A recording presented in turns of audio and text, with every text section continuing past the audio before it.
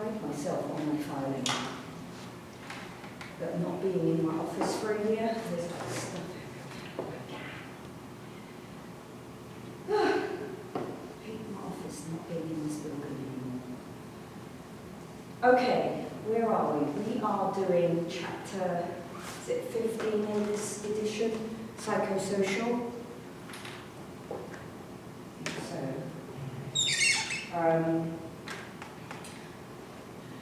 We will finish this chapter today. Tuesday will be review. Next Thursday will be exam number 3.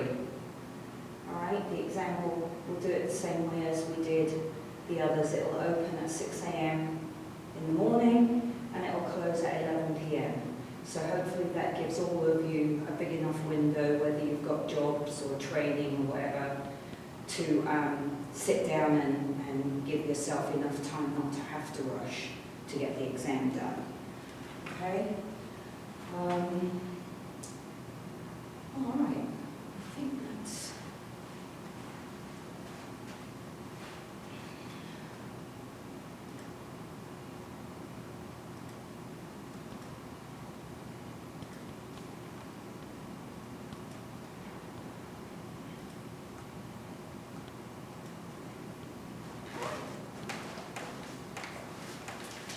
Okay, and this was the last slide from Tuesday. So we have been looking at the development of self-esteem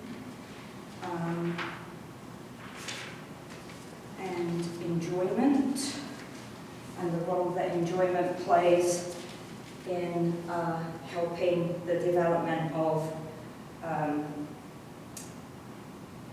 perception of mastery in movement. So now we're going to move on and talk about a term that I've never seen in any other field, maybe psychology, but I haven't done enough psychology classes. Causal attributions. So causal attributions is the fancy term for the reasons that if you're talking with an individual, they'll often interject reasons why they were successful or why they weren't successful, right? And so what we're interested in paying attention to when we're listening to this conversation is who or what gets the credit for the success or failure. So the research shows that these reasons are very different whether the individual has high self-esteem or low self-esteem, right? And then we see that individuals act in ways that confirm their belief system, right? So their belief system is evident in the causal attribution that they give, and then they behave in a way that supports that. So if they've got low self-esteem and low perceived competence, then they'll often have a poor performance because they don't believe that they can have a good performance, and then that poor performance just feeds into the fact that they're not any good at it. Right, so it becomes this very detrimental cycle that can be hard to break to help the individual realize that no, they can be successful at that skill. Okay?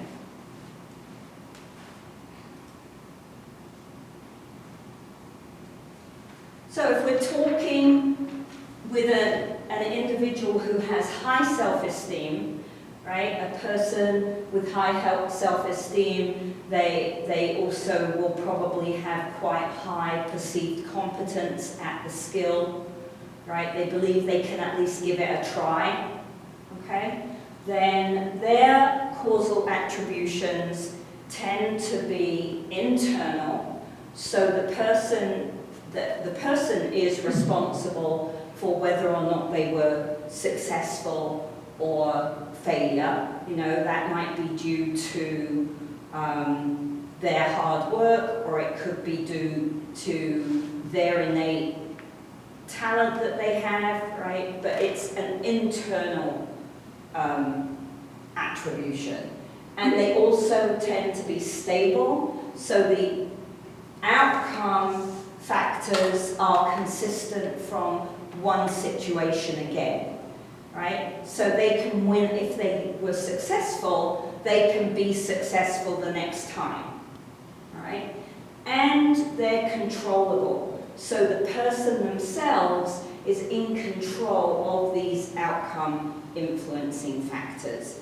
It's not luck, right? Luck has nothing to do with it. They work their socks off and they control whether or not they're successful or unsuccessful, right? So for these individuals, when we look at this concept in relation to sport or physical activity, particularly sport where there's a win-lose situation, right? So for these people with high self-esteem, when they lose, it's just a blip, right? They can shrug it off.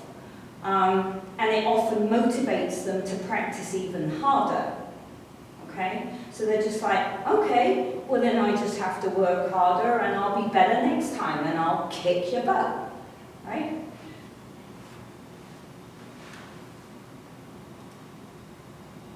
However, if we're talking with a person who has low self-esteem and therefore probably low perceived competence at the skill, then their causal attributions are flipped around, right? They tend to be quite different. They will make external attributions. So their success or non-success is due to something outside, right? I don't have the ability to do that, or it was the other people in the race were blocking me, right? They also are unstable, right? So the outcomes based on fluctuating in influences, right? And they can't repeat it because those influences won't be the same the next time. So the best person in the race, their shoelaces came undone halfway around the track, and I was able to overtake them, but that won't happen again, so they'll beat me next time, right? And then uncontrollable, so the person can't, I'm not in control of the outcome, right? I was lucky, or the task was so easy, everybody would be successful at that, right? So the very different language that we hear from someone with high self-esteem versus someone with low self-esteem. And if you remember back to Dr. Parrish's lecture in lab before midterm, these are very similar to the idea that she put forward about someone who is task-oriented versus someone who is ego-oriented. It's not exactly the same concept, but it's a similar idea, all right?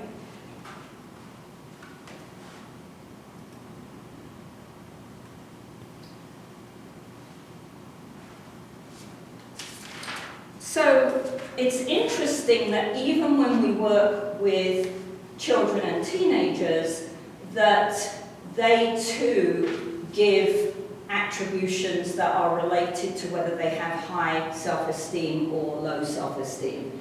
So children with high self-esteem, again, will give internal, stable, controllable reasons for the outcome, right? Children with low self-esteem, because their perceived competence is so low, right? They're not even going to try the skill because they're going to fail. or they know they're going to fail ahead of time, but if you make me do it, just see, I'm going to fail, right? So they make quite inaccurate attributions sometimes because they will stick to this, you know, external, unstable, uncontrollable, but they're not cognitively aware enough yet for these attributions to necessarily be accurate, right? I mean, I can honestly say, if you put me on a basketball court, I would give it a go. I would likely be really ghastly, right? I'd give it a go because I like moving around, but I'm not good with balls, right? But that's, if we tried that out, my perception of my competence in that particular scenario is probably quite accurate, right? When we work with children, they actually might be quite competent at something, but they just don't believe it. And so they make these inaccurate attributions. And then we've got our work cut out for us because we have to try to get them to persist with practicing, and we have to give them the opportunity to be successful so that they can change that low perceived competence and start to see that, oh, okay, I actually can give this a try, and gradually we can try to help their self-esteem, right? So what we see, and you'll see it in the videos of the playground, that some children just won't try something that is challenging or that they perceive as challenging, right? Then there's a very, an odd thing, it's called learned helplessness, and it starts here with young children, is that it's better to fail if I did not put forth effort, because then I can say, well, I didn't even try. Does that make sense?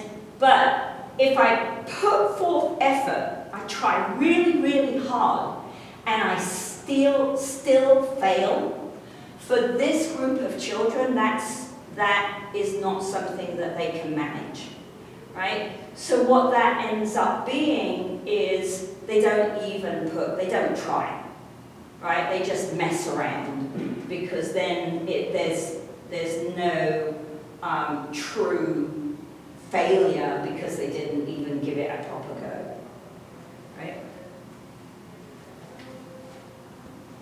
We might even see avoidance of participation. So those of you that are going to be PE teachers probably will get this, that kids bring in fake notes from a parent or a caregiver that says, oh, they can't do PE today because they've got a tummy ache, right? Or they'll, you have a dress code for PE and they, oops, I completely forgot my running shoes. So I'll just have to sit and watch, right? You'll get all kinds of reasons why they can't participate. Right? See model. 13, no, it'll be 15.3. Let's have a look. 15 or 14? I've lost track of which chapter is which. Social, here we go. Psychosocial. Oh, good, it's 16. I was way out.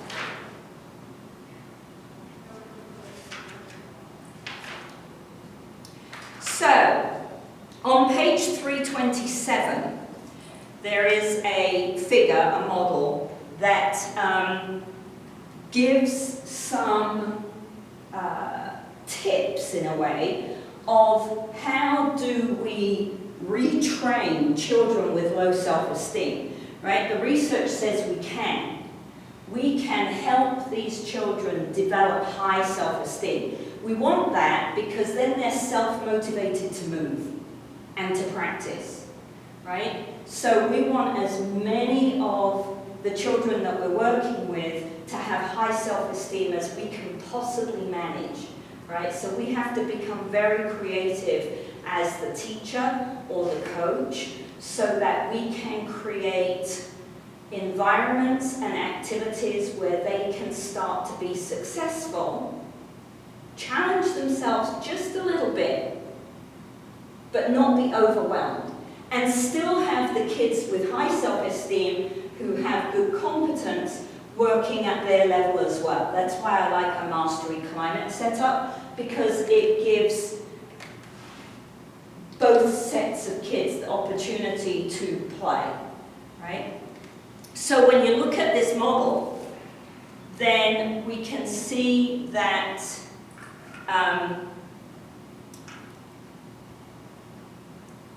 if we're trying to retrain them, they give us 5 things that we can consider trying to incorporate, right? So we need to emphasize improvement through effort.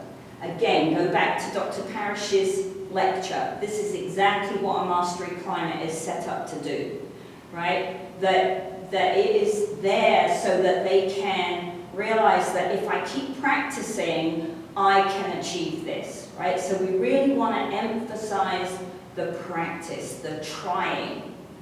That means then that when we're giving feedback, even if the skill is awful, the first thing I say is, oh, that was a great try, well done, right? Because we always want to give positive feedback first.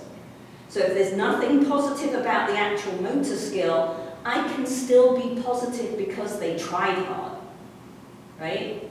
That's important. Emphasize improvement through continued practice. Provide progressive learning experiences. So that's what our MSU chart is trying to show us. If they're in this stage, what do I need to provide and teach them to help them move to the next stage, not the top stage, right? Encourage goal setting. So that's difficult when you're working with the teenies, but if you're working with older elementary kids, middle kids, high school kids, get them to set their own goals. It's not appropriate to set goals for them, right? Goals have to be personal, okay? And then give accurate feedback, right? So pick the thing that was the worst done and give them good feedback on how to correct that, right?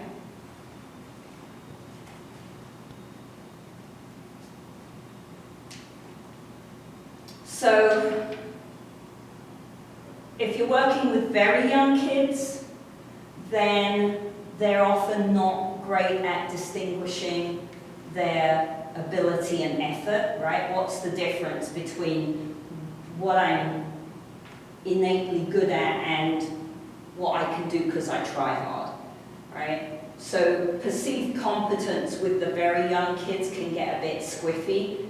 It can be quite fun sometimes. You say, oh, can you do up your shoelaces? And they go, oh, yes. Oh, no, not even close to tying a bow, right? But they think they can, because they're little. By about 5, 4.5, 5, you're starting to lose that. It's a real shame, right? They're starting to make those comparisons a bit more.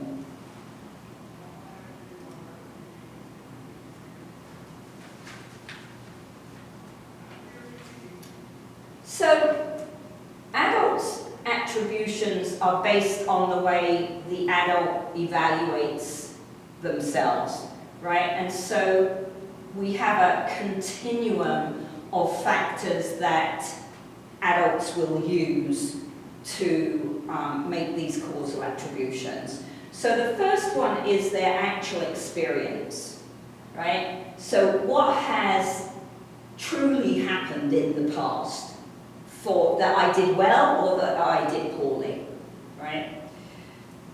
The second is vicarious experience.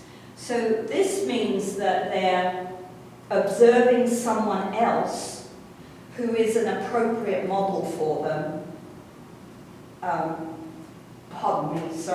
Who's an appropriate model for them. And then they can compare what that person is doing to what their actual experience is, right?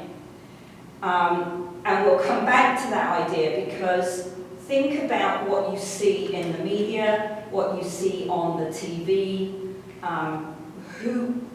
what kind of role modeling is going on, right? It's got to be an appropriate role model. So as we get older, then appropriate role models become harder to find, to watch, to observe.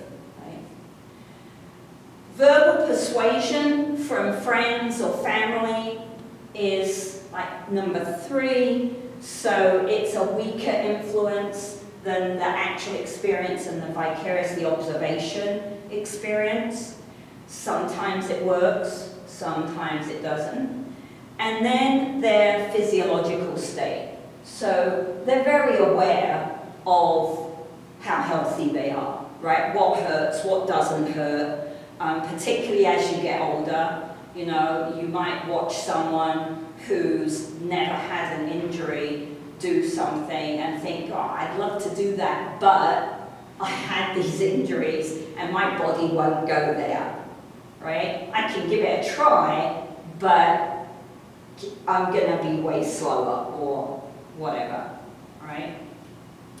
So what we see, the take-home picture, is that self-esteem can increase or decrease across the lifespan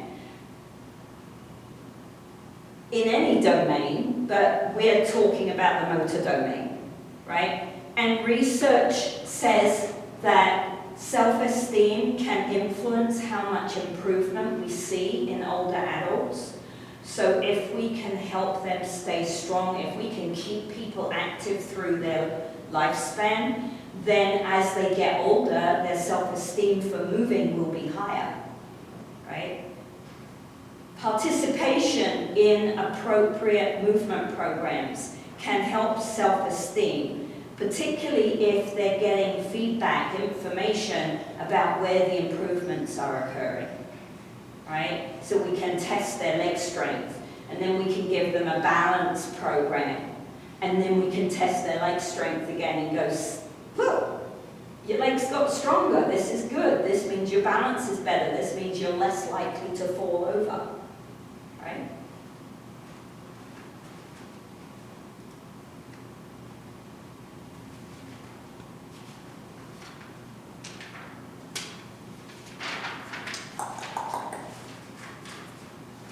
So there's a relationship between self-esteem and motivation for movement, for anything, but we're going to talk about movement. Whether we're looking at children or adults, right? There's this link. If my self-esteem is high, my perceived competence is high, then I'm much more motivated to give something new a try or keep doing what I'm good at, right? To get people into a movement program, we need high motivation, right? It's essential for a beginner, for a novice, to get them excited to try something, right? I've got to get them motivated to give it a go. So this is part of the trouble that we see with weight loss programs, right? With fat loss programs and very overweight people or obese people, is they're not motivated to move because it's uncomfortable to move. And so then it becomes very difficult to get them into the program and get them motivated to keep going, right? And then once you're in the program or you're on a sport team, right, now I have to maintain participation. I have to keep practicing. I've got to keep doing it. Lose it, use it, lose it. right? So if I stop, all the benefits go away, right? So we also have to be motivated to maintain participation. So how do we motivate our athletes? How do we motivate our clients, right? What are we going to teach them to look for? Don't want too much external motivation. We want to develop more internal motivation, right? Because external motivation is flimsy. It goes away. But what's in here that drives, that's important, right? So, you know, with the burgeoning problem that we have of obesity and type 2 diabetes and cardiovascular disease, understanding how to keep people motivated and understanding how to try to prevent people dropping out of physical activity. Why do they drop out of physical activity? We've got to understand that question better, because for those of you that are in both classes at the moment, these are timed together very well. Because in XPhys, what we've been looking at this week is the fact that still, even though we have 25 years of data on the connection between physical activity and health, we have less than 25% of the adult population in the US participating in enough physical activity during the week to meet the health guidelines, right? That number has not changed in 25 years. With everything we know, with all the programs that have been put out there, with all the tools that we have given people to help them be physically active, nothing has changed. We have to understand this question. Why do people drop out from physical activity? It's not as simple as, oh, they're lazy.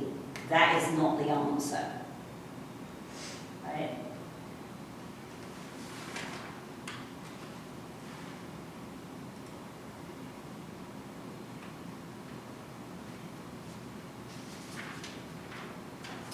So the term persistence, just a fancy word for continued engagement, right?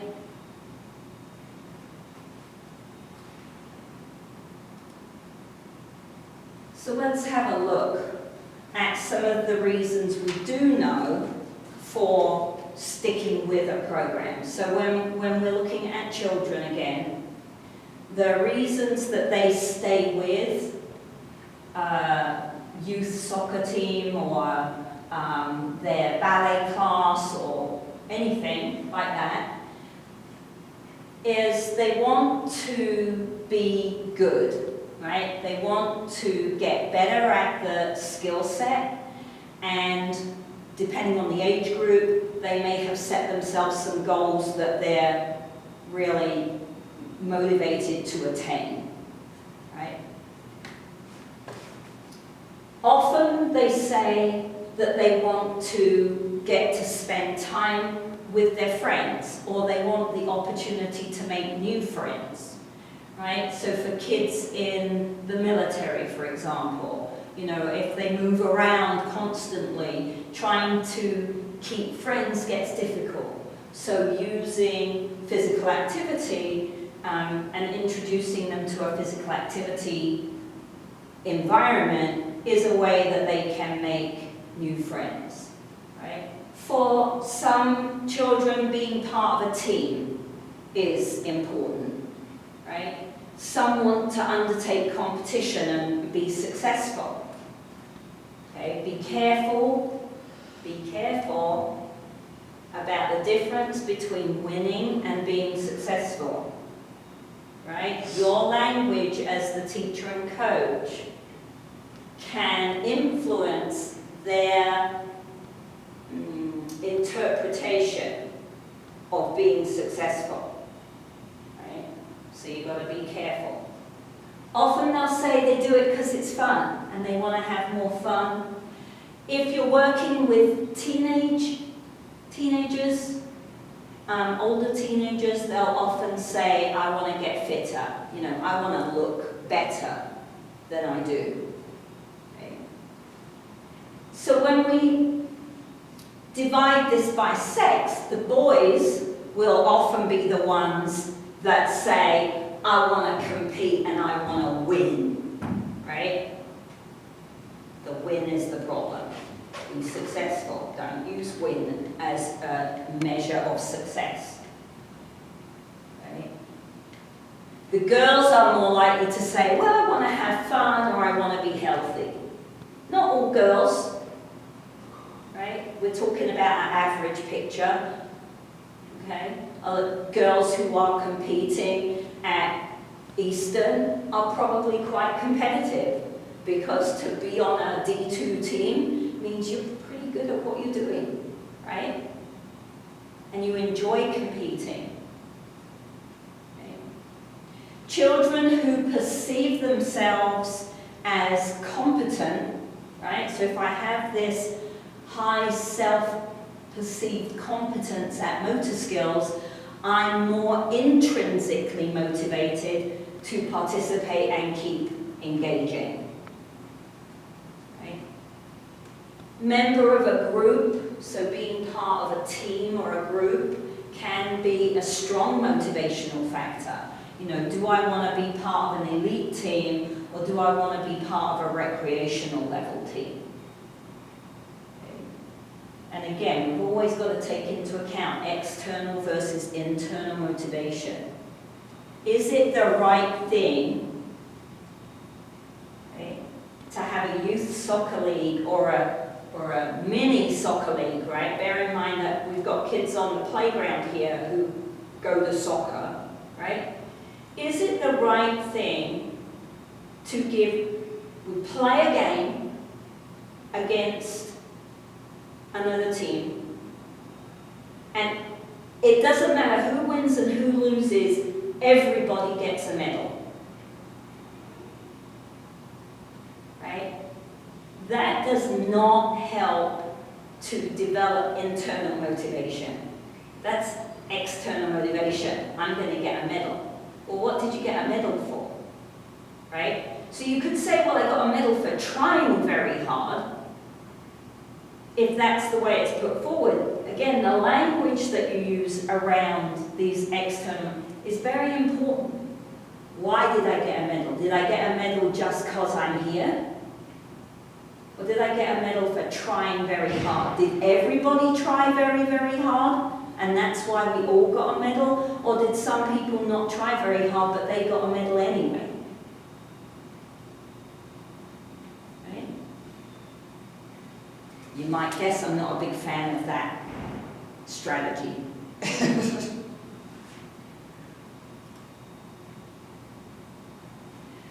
So, sometimes children drop out of organized games, right? And if we talk to those children, what are the reasons, right? Rarely, but occasionally, it'll be dislike of the coach, because there's been some kind of negative experience, right? Maybe they embarrassed them. Hopefully not deliberately, but maybe they did, right? Typically that's a small number of children that would give that reason. We just need to be wary of that, because a negative experience can lead to lifelong sedentary behavior, right? Like we talked about last week, right? The teacher can influence. We don't have a lot of proof that we can influence being active for the whole lifespan, but we sure as heck have evidence that we can put people off being active for the lifespan, right? So that can come in there. Lack of playing time. So they're sitting on the bench too often.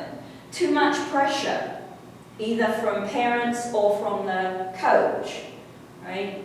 Oh, this game's really important. We've got to win this game. No, it's a game, right? It's a game.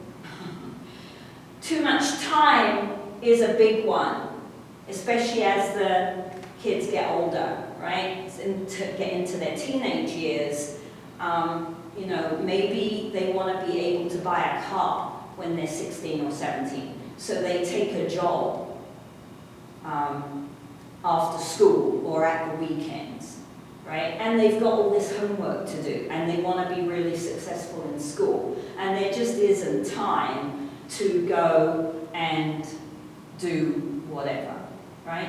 So too much time is a big one, especially when you're looking at competitive type scenarios, because to compete needs a lot of time and training, right? Overemphasis on winning rather than fun, right? So a lack of fun. Sometimes it's a lack of progress, like I'm just not getting any better, what's the point? I could go try something else. And for some, it's a lack of success, right? It's not fun, these go together, right? It's not fun not to get better, and it's not fun not to be successful sometimes, right? Sometimes children will drop out because they get hurt. We have, you know, in gymnastics that happens a lot. Sometimes they have to drop out because of financial situations within the family, and the cost of attending is prohibitive for parent or parents, right? Sometimes they just change to something else, right? They go, oh, I'm kind of bored with soccer, but let's go play basketball. Well, then they didn't drop out, they changed sport. But that's quite difficult to pick up as a researcher, right? So it's difficult to identify kids that dropped out from being physically active to kids that just changed the activity that they wanted to take part in. Okay.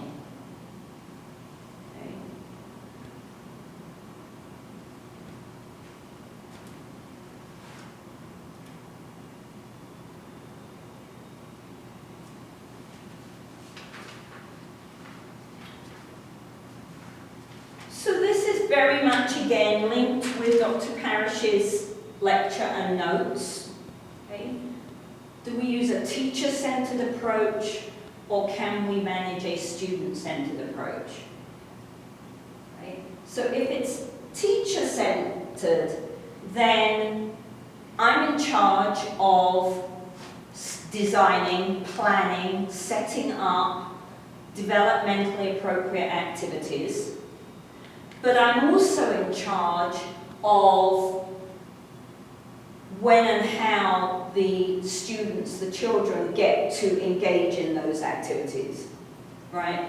So we might have a station set up and I'm timing them, and when I blow the whistle they have to move to the next station, even if they haven't finished in their head, they haven't, but I want to practice this more, right? A student-centered approach is still the teacher setting up a developmentally appropriate environment, but now, instead of dictating how the students use that environment, they get to control, to make their own choices about their engagement in those activities. Right? And in a student-centered approach, we spend a lot of time making sure they understand that their effort is connected to the outcome that they're getting, right?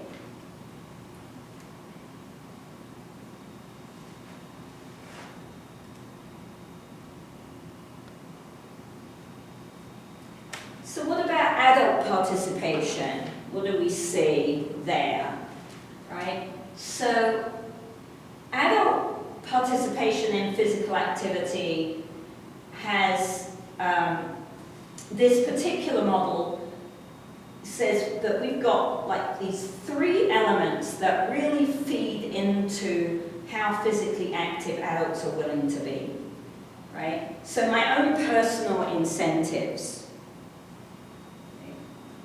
So that could be health related. It could be because you're competitive and you can't get that sense of competition anywhere else except in exercise and sport. Right? It could be that you want to be a really great role model for your kids. Right? Lots of reasons that could come into personal incentives. Then my sense of self. Right? So my self-esteem, my perceived competence, and then the options that I perceive as available. So this third one is very interesting, particularly as we start getting older. Right? What are my options? Or let's do it this way. My sister loves to swim, absolutely loves to swim. But she's very overweight and she's very aware of her body, and she doesn't like to go to a pool where she has to get undressed in front of other people in the locker room. So for a long, long time, until she moved to somewhere on the coast where she can just walk down to the beach and go swimming once the water's a bit warmer, she didn't swim. Not because she didn't love to swim, but she was too embarrassed to go in and use the facility, right? So her perceived option was, well, I can't, like, that's not doable for me. Okay?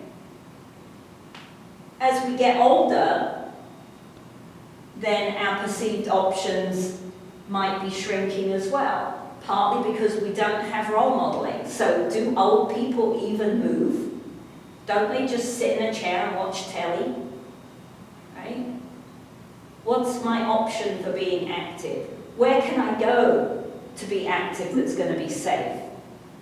Right? So this is quite an important idea if you're working at a recreation centre. What do you do during the day when the kids are in school and the parents are all at work? Can you open up the rec centre with developmentally appropriate activities for the retired people in the community? Right? Can we create a program that is affordable for someone who's retired and is on very, very low income? Right? So I used to play tennis 3 times a week, but now I'm retired and I have to live on my retirement money. I can't afford to pay the fees at the tennis club, so now I don't play. Right? What are my options?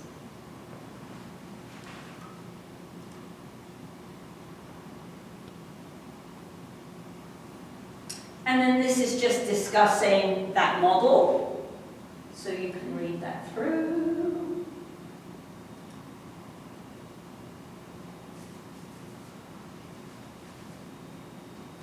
So sometimes there are what we would call functional constraints, right? If we go back to our triangle, and our individual constraints, remember, are divided into either structural or functional.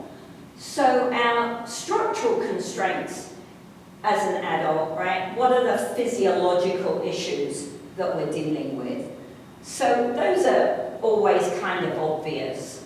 But the functional ones are, I think, a little more abstract, a little more interesting to delve into, right? The psychosocial pieces. The amount of activity when you, again, on average, right, when you watch an adult population, the amount of activity goes down during adulthood because of changes in lifestyle, particularly for females, right? When you look at a 65 and older population, population, only about a third will take the recommended amount of activity each week, right? And that isn't always because they've got arthritis or they've lost strength in their legs, right? These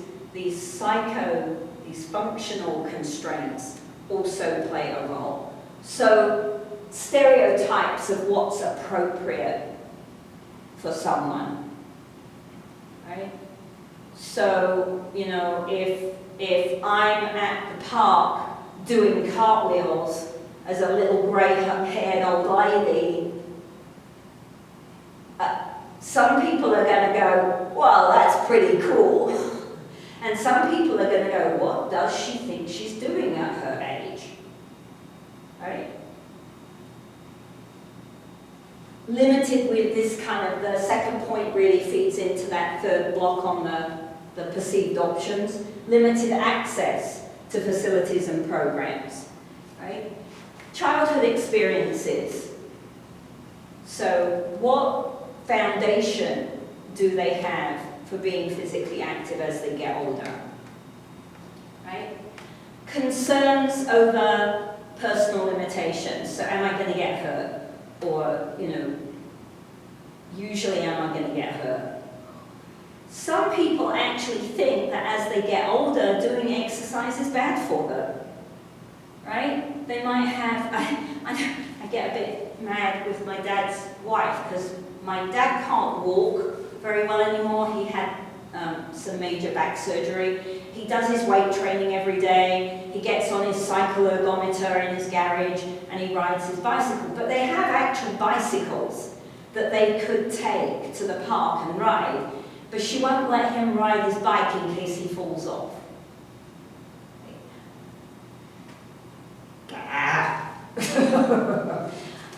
I mean, it would be bad if he fell off, obviously, especially if he damaged all the surgery and he's got all these plates and pins and things in his back.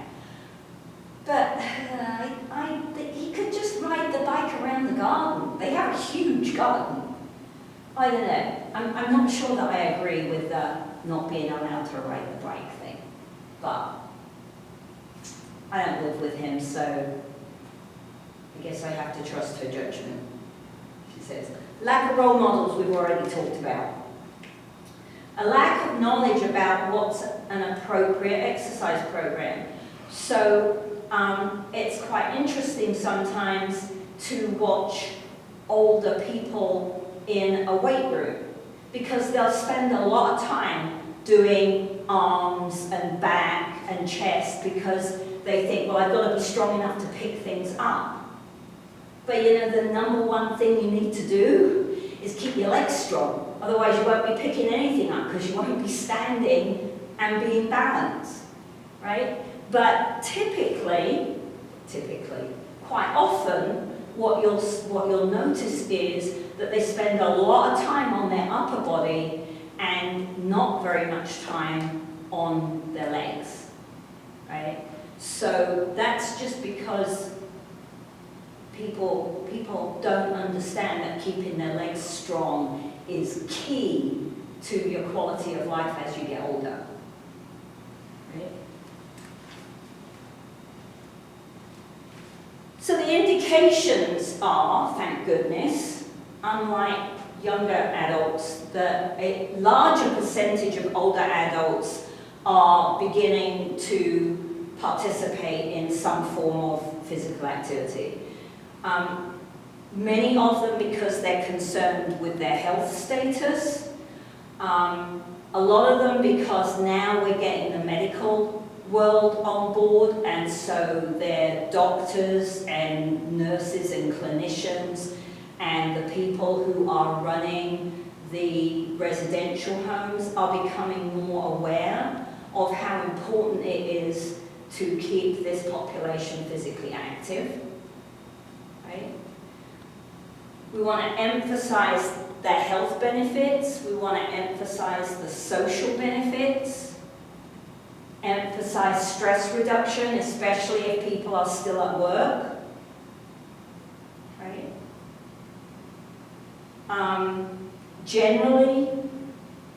women still have lower self-esteem and perceived competence in moving than men do. So even if you look at, 40 plus, the women are still less likely to be engaged in physical activity, just like we see in the children, because they don't think that they're very good at it, they don't want to embarrass themselves, right? But in the same way that we can improve self-esteem with the children, we can improve self-esteem with adults if we provide the right environment, right?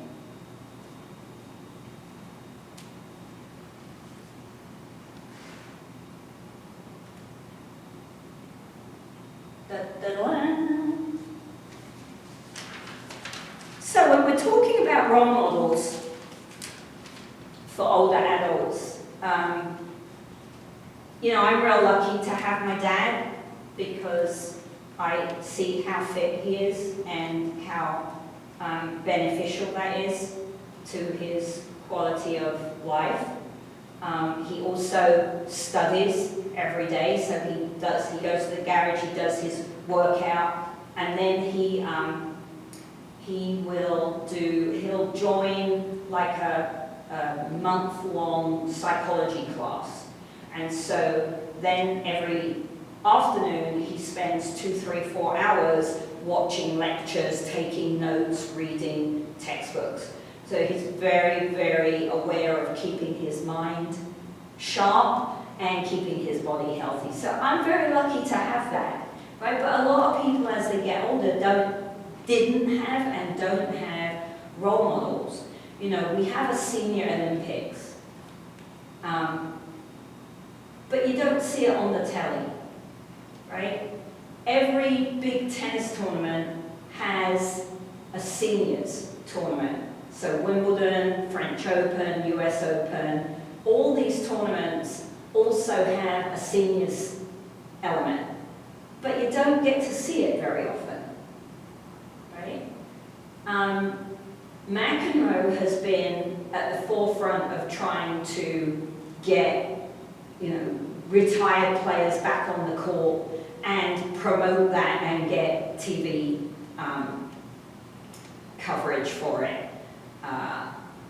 But unless you watch tennis and you have special channels, it's not out there in the regular sport world, right? So it's difficult for people. And I don't know if you can see this, but I love this article. It's a bit old now, but this was an article a while back about senior Olympics in Australia, I think, or a World Masters.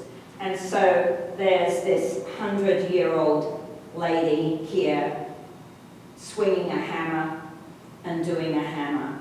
Can you see that? I don't know if you can see that. Is that showing up on the camera?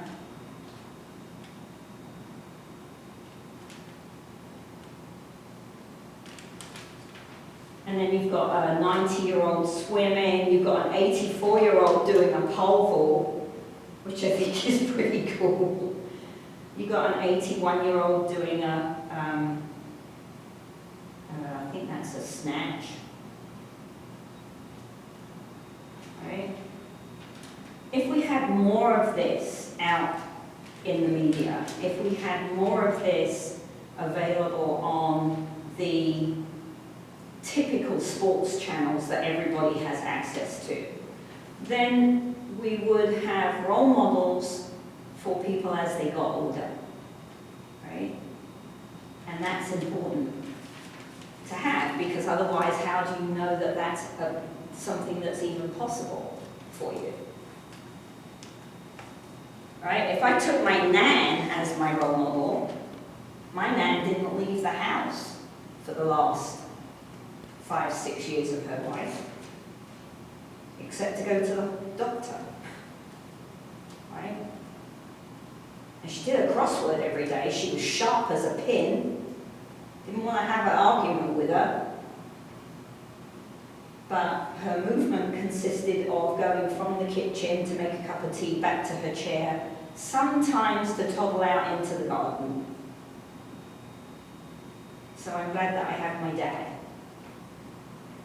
to show you what is possible if you stay active. And remember, if we're going to stay active, we have to provide a foundation of fundamental motor skill competency to build upon. Right? It doesn't come out of nowhere.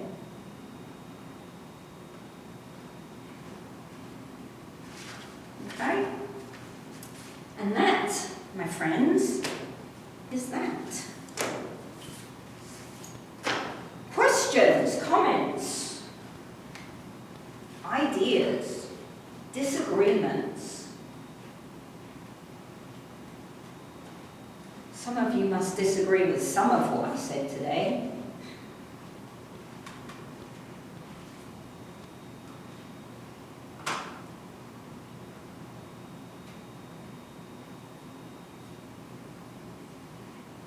Okay, so I will see you Monday. We will go to the playground and do some more filming for you, so I'll get that up Monday afternoon, and Tuesday we will have our review session.